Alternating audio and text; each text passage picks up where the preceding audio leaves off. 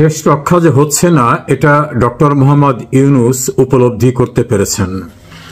এখন তার মুখ্য হয়ে দাঁড়িয়েছে উভয় সংকটের মধ্যে থেকে তিনি কাকে বেছে নেবেন। এনসিপি নামক যে রাজনৈতিক দলটি জন্ম থেকেই মৃত্যুর দিকে ঢলে পড়ল, সেটা নিয়ে তিনি আর কোনো আশা রাখছেন না। এনসিপি সম্পর্কে বিদগ্ধজনদের মন্তব্য, এমনকি যারা শেখ হাসিনার বিরুদ্ধে খুব সোচ্চার ছিলেন, তারা এনসিপি সম্পর্কে যে সকল মন্তব্য করছেন সেগুলি ডক্টর ইউনূসের অ্যাসিস্ট্যান্ট প্রেস সেক্রেটারি তার ভাতিজা অপূর্ব জাহাঙ্গীর বিভিন্নভাবে অতি গোপনে তাকে সরবরাহ করছেন। সেখানে নাকি এভাবে ফুটে উঠছে যে এনসিপিকে কেউ বলছেন ন্যাশনাল চিলড্রেন পার্টি, কেউ বলছেন ন্যাশনাল ক্রিমিনাল পার্টি, কেউ ন্যাশনাল নগদ চাঁদা পার্টি, নানাভাবে অভিহিত করেছেন তাদের কৃতকর্মের কারণে।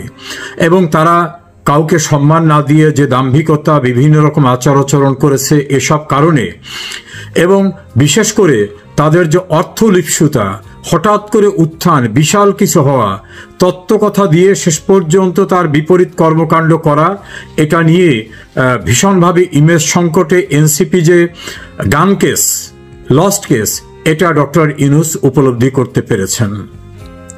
বিশেষ করে এনসিপির প্রধান যিনি, নাহিদের বাবার অফিস খুলে চাঁদাবাজি করা, কমিশন নেওয়া, আসিফ মোহাম্মদ সজীব ভুইয়া যিনি সবচেয়ে পাওয়ারফুল মিনিস্ট্রি, দুটো মিনিস্ট্রির দায়িত্বে, তার এপিএস এর অর্থ কেলেঙ্কারি, নিজে এয়ারপোর্টে আর্মস নিয়ে যাওয়া এবং বিভিন্নভাবে তার তদবির বাণিজ্য, এলাকায় সন্ত্রাস করায়, কুমিল্লায় ব্যাপক শত শত মানুষ স্লোগান দিয়ে তার পদত্যাগ দাবি করছে এবং খুব খারাপ ভাষায় স্লোগান দিয়ে বলছে বাপে পুতে মিল্লা দেশটা খাইল গিল্লা। এবং এলাকায় একজন শিক্ষয়িত্রীর গগনবিদারী যে আর্তনাদ, সেখানে যে নির্যাতন, সেখানের যে হত্যাকাণ্ড, তার জন্য আসিফ মাহমুদ সজীব ভুইয়াকে অভিযুক্ত করা হচ্ছে। আবার পণ্ডিত হিসাবে পরিচিত, তাদের কাছে যিনি মাস্টার মাইন্ড হিসাবে দাবিদার, মাহফুজ আলম, তাকে নিয়ে বিতর্ক প্রথমে তিনি সৃষ্টি করলেন। ৭১-এ কার কি ভূমিকা ছিল এটা বলার পর যখন জামাত বা স্বাধীনতা যুদ্ধের বিপক্ষে যারা ছিল তারা ক্ষুব্ধ হয়ে গেল, তখন এক বিব্রতকর অবস্থায় নতুন করে সংযুক্ত হয়েছে তার ভাইয়ের অ্যাকাউন্টে সিডনিতে বিপুল পরিমাণ টাকা যাওয়া সম্পর্কিত একটি ফেসবুকের স্ট্যাটাস বনিয়ামিন নামক এক ব্যক্তি দিয়েছেন। সেটা নিয়ে আর একটা পর্যায়ে, এক পর্যায়ে তিনি মাহফুজ আলম, তিনি তার পূর্বের বিভিন্ন মন্তব্যের ভাষা ব্যবহারের ক্ষেত্রে দুঃখ প্রকাশ করেছেন। তিনি এখন তথ্য সম্প্রচার উপদেষ্টা।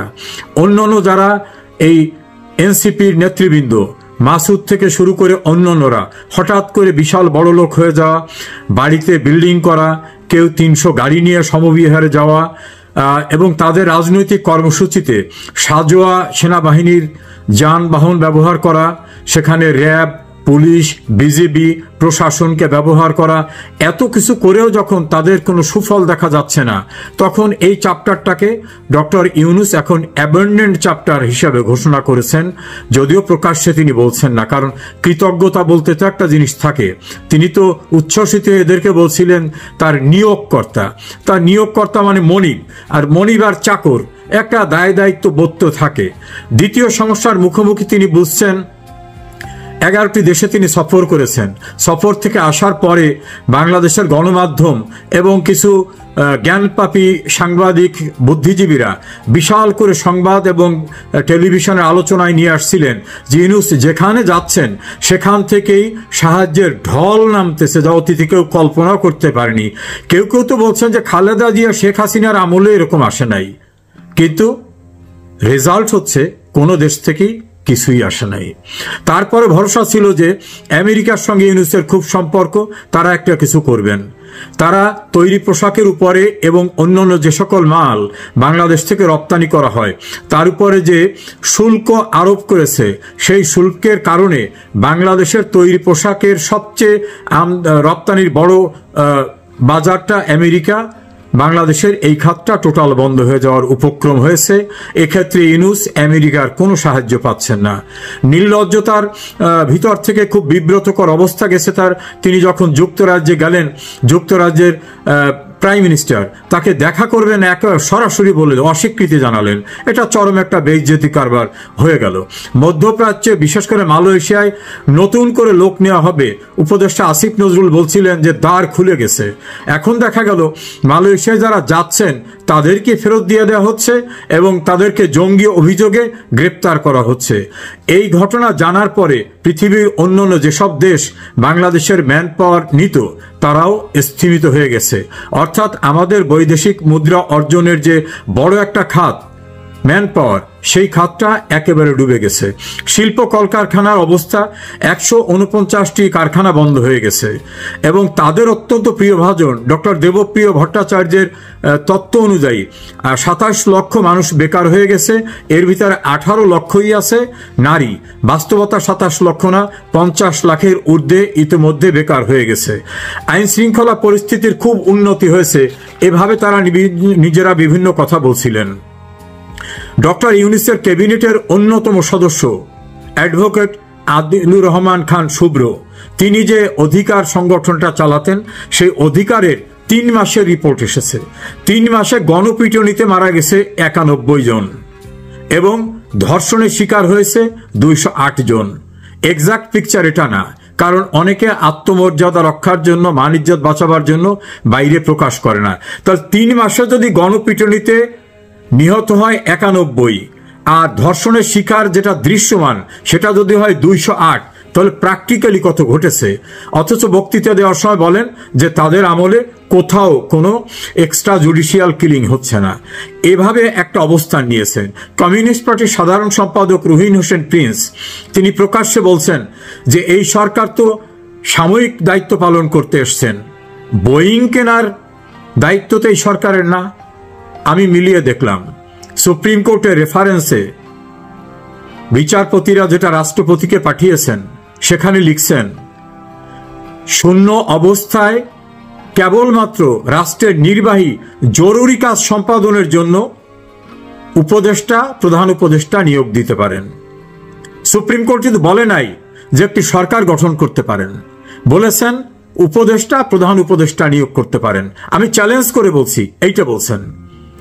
তাহলে এটা কি জরুরি কাজের ভিতর পড়ে বোয়িং কেনা? কেউ কেউ তো বলছেন কমিশনের জন্য, কেউ বলছেন যে দেশ থেকে কিনবে তাদেরকে লবিং করার জন্য, এই বোয়িং কিনে তাদের খুশি করার জন্য চেষ্টা চলতেছে। তবে আমি যারা এটা সরবরাহ করবেন বা যারা সম্পৃক্ত হবেন তাদের উদ্দেশ্যে বলবো, আমি একজন আইনজীবী হিসাবে, এটা সম্পূর্ণ বেআইনি। এই প্রক্রিয়ায় প্রত্যক্ষ পরোক্ষভাবে যারা জড়িত হবেন তারা দুর্নীতি দায়ে আজ হোক কাল হোক অভিযুক্ত হবেন। কাজে এই বিষয়টি উপলব্ধি করতে হবে। আবার অনৈতিকতার কথা বারবার এরা বলছেন। তাদেরই এক নারী নেত্রী নীলা ইসরাফিল, তিনি তো ভয়াবহ অভিযোগ আনলেন এই এনসিপির এক নেতার বিরুদ্ধে, যৌন অভিযোগ আনলেন। তার দায় থেকে বাঁচার জন্য তাদের আর এক নেতা আক্তার বলছেন নীলা ইব্রাহিম আমাদের কেউ না। অথচ ভিডিওতে দেখা যায় নীলা ইব্রাহিমের বক্তব্য দেওয়ার পূর্বে এই এনসিপি নেতারা বলছেন আমাদের সংগ্রামী নেত্রী, আমাদের নেত্রী, আমাদের সাহসী নেত্রী।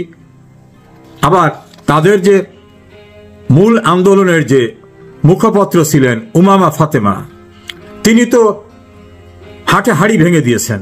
তিনি বলছেন বৈষম্য বিরোধী আন্দোলন, জুলাই আন্দোলন, এটা এখন মানি মেকিং এর মেশিনে পরিণত হয়েছে। এবং তিনি মিন্টু রোড, বেলি রোড অর্থাৎ মন্ত্রীপাড়ায় কি কি হচ্ছে সে বিষয়গুলি সবিস্তারে বলেছেন। হয়তো তিনি তার আবেগ সংবরণ করতে পারেন নাই, লাইভ ফেসবুকে অধরে তিনি কেঁদেছেন, তার স্বপ্ন ভঙ্গ হয়েছে। এরকম শুধু সে না, আরো অনেকেই বলেছেন। চিত্রনায়িকা বাঁধন, তিনি তো স্পষ্টভাবে বলেছেন যে প্রতারণার শিকার হয়েছি, জানলে এদের সঙ্গে যেতাম না। আরো অনেক নারীরা তারা এখন আফসোস করছেন যে ভুল করেছি। তারা বলছেন শেখ হাসিনার কাছে দেশে নারীর সম্ভ্রম, শালীনতা সবকিছু নিরাপদ ছিল।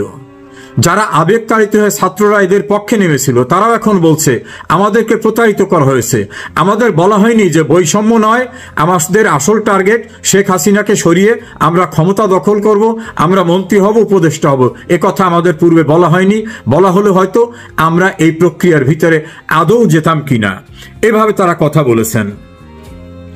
একজন তো অতি উৎসাহী হয়ে জামাত ইসলামের প্রিয়ভাজন হওয়ার জন্য এমন মন্তব্য করলেন যে মানুষ সিসি করতেছে, তার নাম উচ্চারণ করে থুতু দিচ্ছে। তিনি বলছেন শেখ হাসিনা এত খারাপ কাজ করেছে যে ৭১ এটা ঘটে নাই। উনি বোধহয় ভুলে গেছেন যে ৭১ সম্পর্কে ঘাতক দালা নির্মূল কমিটির গণ আদালত প্রক্রিয়ার সঙ্গে উনি জড়িত ছিলেন। সে সময় কি বক্তব্য উনি রাখছেন। মাওলানা দেলোয়ার হোসেন সাঈদী সম্পর্কে উনি কি আর্টিকেল লিখেছিলেন এগুলো উনি ভুলে গেছেন। এখন বোধহয় তাদের প্রিয় হওয়ার জন্য যা ইচ্ছা তাই বলতেছেন। আসলে উনি বুঝতে পারছেন না উনি সব কুল হারা। ওই বাংলা ফোক গানে আছে একুল অকুল দুকুল হারা। উনি সেরকম অবস্থায় গেছেন। যদি ওনার সম্পর্কে প্রবাসী অনলাইন অ্যাক্টিভিস্ট ইলিয়াস বিভিন্ন রকম অভিযোগ এনেছেন, আমি সেই অভিযোগের সত্যতা অসত্যতা বলি না। তিনি আমার অত্যন্ত প্রিয় এবং পরিচিত জন ছিলেন। তার এই পরিবর্তন আমাকে বিস্মিত করেছে। শুধু আমাকে না, তাকে অত্যন্ত স্নেহ করতেন সুপ্রিম কোর্টের বীর মুক্তিযোদ্ধা অ্যাডভোকেট জেডাই খান পান্না। আজকে তার মন্তব্য দেখলাম, তিনি বলছেন সি তিনি এভাবে মন্তব্য করেছেন। শুধু এই ক্ষেত্রে না, পদযাত্রা করতে গিয়ে দেখলাম ময়মনসিংহে তাদের সবচেয়ে ডার্ক সাইডের কথা যিনি বলেন হাসনাত আব্দুল্লাহ, তিনি নাকি ধাওয়া খেয়ে ফেসবুকে দেখলাম বলছে দৌড় প্রতিযোগিতায় ছিলেন। এখন তিনি হসপিটালে। গাজীপুরে মাস্তানি করতে গিয়ে সেখানে তিনি আহত হয়েছেন। তিনি বলতেন যে আমাকে কেউ ভয় দেখাবেন না, চোখ বড় করে। গোপালগঞ্জে দেখলাম জীবন বাঁচাবার ভয়ে, জীবন রক্ষার তাগিদে দৌড়ঝাঁপ করে তিনি সেনাবাহিনীর একটা নিরাপদ যানের ভিতর ঢুকলেন এমনভাবে যে তাকে কেউ ভয় দেখাবেন না, তিনি কোনো ভয় পান না। এই অবস্থাটার সেখানে অবশিষ্ট থাকলো না।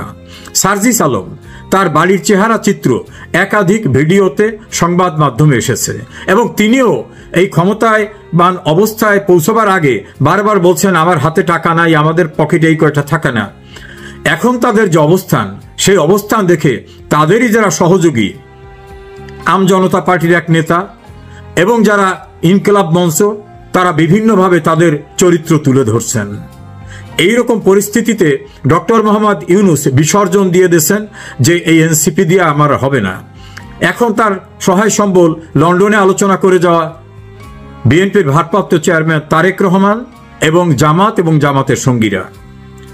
জামাতের সঙ্গীরা কোনোভাবে এখন নির্বাচনের পক্ষে না, তারা আরো গুছিয়ে নিতে চায়।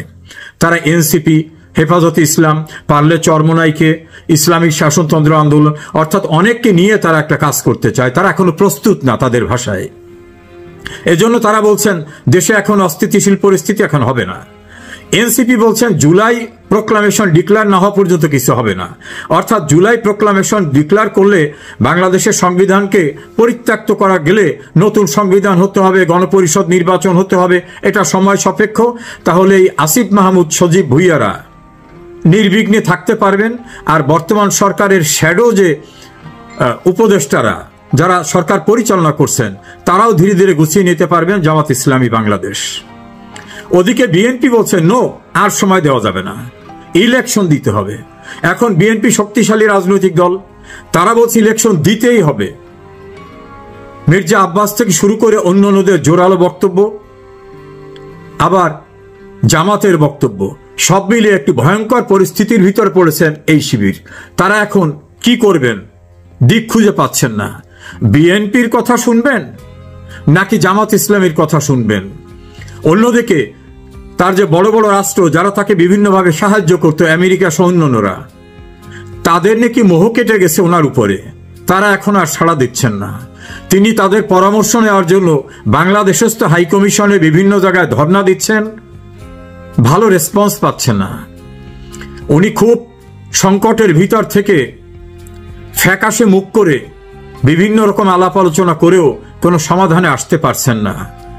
ওনার ভাতিজা ডেপুটি প্রেস সেক্রেটারি অপূর্ব জাহাঙ্গীর এবং তার যারা একান্ত ঘনিষ্ঠ, তাদের নিয়ে ক্লোজ ডোরে নাকি মিটিং করে বলতেছেন যে এই সংকট উত্তরণের উপায় কি। এই উভয় সংকটের ভিতর উনি আছেন। উনি বুঝতে পারেন নাই বাংলাদেশ নামক রাষ্ট্রেতে উনি কোনদিন রাজনীতি করেন নাই, ওনার কোনো অবদান নাই। উনি 5 টাকার কোনো সাহায্যই দেশকে করেন নাই। 71-এর কোনো অবদান ওনার নাই। গণ আন্দোলনগুলি হয়েছে, সেখানে কোনো ওনার ভূমিকা নেই। উনি প্রাকৃতিক দুর্যোগে বাংলাদেশে কারো পাশে দাঁড়ান নাই।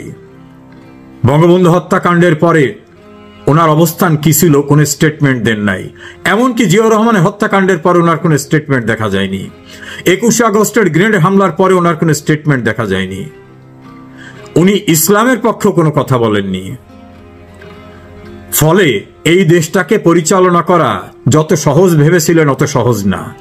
মেটিকুলাস ডিজাইন করে একটা সরকারকে সরিয়ে দেওয়া যায়, কিন্তু রাষ্ট্র পরিচালনায় বিদেশি কিছু লোক নিয়ে আসা, যেটা সিনিয়র সাংবাদিক এম এ আজিজের ভাষায় আন্তর্জাতিক সরকার,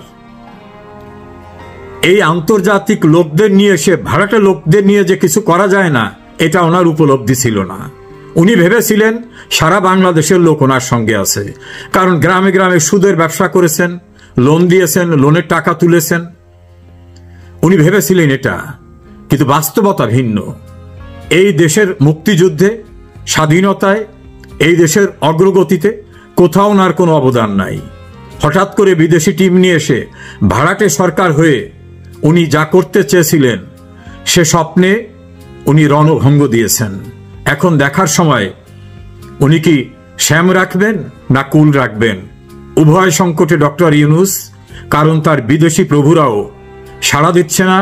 দেশে তার পক্ষে যারা শনৈ শনৈ আলোচনা করতেন, ডক্টর ইউনূসকে একেবারে সপ্ত আসমানের কেউকে এমনভাবে উল্লেখ করতেন, দেবতা বানাতেন, সেলিব্রিটি বানাতেন, বিশ্বনেতা বানাতেন, তারাও এখন বলছেন।